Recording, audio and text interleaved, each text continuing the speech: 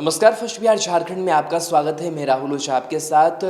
Rail सेवा के साथ साथ 25 मई से जो फ़्लाइट की सेवा है उसकी भी शुरुआत कर दी गई है। पटना एयरपोर्ट से लगातार जो उड़ानें हैं वो भर रही हैं, लेकिन जिन यात्रियों को पटना से कोलकाता जाना है उनके लिए थोड़ी सी राहत भरी खबर नहीं है, क्योंकि जो पटना से कोलकाता के लिए फ़्लाइट है वो फ़िलहाल रोक दिया गया है। क्या कुछ बताया गया है प्रबंधन की तरफ से वो भी हम आपको बताएंगे, लेकिन जिस तरीके से लगातार कोरोना का संक्रमण बढ़ रहा है इसको लेकर भी कई जो एहतियात हैं वो बरते जा रहे हैं। आपको बता दें कि लॉकडाउन 4 में फ़्लाइट शुरू होने के बावजूद पटना और कोलकाता के बीच विमान सेवा 31 मई तक टल गई है। पटना एयरपोर्ट प्रबंधन की तरफ से मिली जानकारी के मुताबिक अब पटना कोलकाता के बीच विमान सेवा को लेकर फैसला 1 जून को हो पाएगा। इसके पहले इंडिगो ने पटना से कोलकाता के लिए 25 मई से सेवा शुरू करने की बात कही थी, लेकिन फिलहाल यह संभव नहीं हो सका है। बुधवार को पटना से 3 शहरों के लिए विमान उड़ान भर पाएँ। कुल 10 जोड़ी विमानों का परिचालन हुआ। मुंबई और दिल्ली के अलावे बेंगलुरु से कुल 1728 यात्री पटना पहुंचे और इन्हीं शहरों के लिए 687 यात्री रवाना हुए। पटना अमृतसर के बीच भी बुधवार को फ्लाइट नहीं चल सकी। उधर मंगलवार की बात करें तो पटना एयरपोर्ट पर यात्रा करने से रोके गए 2 यात्रियों की जांच कराई गई है। पीएमसीएच में बुधवार को इन दोनों मरीजों का सैंपल लिया गया। आज इन दोनों यात्रियों की रिपोर्ट आएगी। आपको बता दें कि मंगलवार को एयरपोर्ट पर यात्रा करने पहुंचे इन दोनों की स्क्रीनिंग के बाद इन्हें संदिग्ध बताते हुए सैंपल टेस्ट के लिए भेज दिया गया था। तो लगातार जो उड़ानें हैं वो अलग अलग जगहों के लिए पटना एयरपोर्ट से भर रही हैं।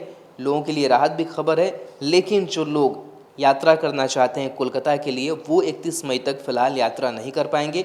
1 जून को फैसला होना है, उसके बाद ही ये मालूम पड़ पाएगा कि जो उड़ानें हैं वो कब से शुरू हो रही है पटना से कोलकाता के लिए। बाकी रूटों की अगर बात करें तो जो फ़्लाइट्स हैं वो कुछ रूटों पर ज़रूर चल रही हैं। लगातार लोगों की जो आवाजाही है वो भी चल रही है। पटना एयरपोर्ट की बात करें तो पटना एयरपोर्ट पर तमाम जो एहतियात हैं वो बरते जाते हैं। लोगों की स्क्रीनिंग की जाती है और हमने पहले भी बताया कि कैसे जो स्क्रीनिंग करने के बाद से अगर कोई संदिग्ध पाए जाते हैं तो उनकी जांच की जाती है, उन्हें आइसोलेट किया जाता है। तो जो तमाम एहतियात है वो बरते जा रहे हैं फ़्लाइट के दौरान, और जो कई नियम शर्तें हैं वो भी आपको मानना होगा जब भी आप फ़्लाइट में उड़ान भरते हैं। तो साथ ही जो एयरपोर्ट अथॉरिटी है वो भी जो नज़र है वो बनाए रखता है कि कोरोना संक्रमण के बीच कैसे जो सुरक्षित सफ़र हो वो यात्रियों का हो सके, ताकि फ़्लाइट के अंदर भी कोरोना का संक्रमण नहीं फैले। क्योंकि हमने देखा कि पिछली बार कई जो लोग आए वो फ़्लाइट से होकर के आए और बाद में पता चला कि उस फ़्लाइट में कोरोना संक्रमित मरीज ने भी यात्रा की, जिसके बाद से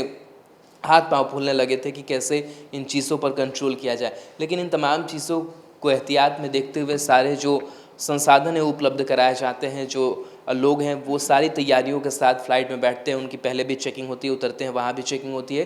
तो ये तमाम जो प्रबंधन की तरफ से काम है वो किए जाते हैं ताकि कोरोना संक्रमण के बीच सुरक्षित सफ़र फ्लाइट की हो सके।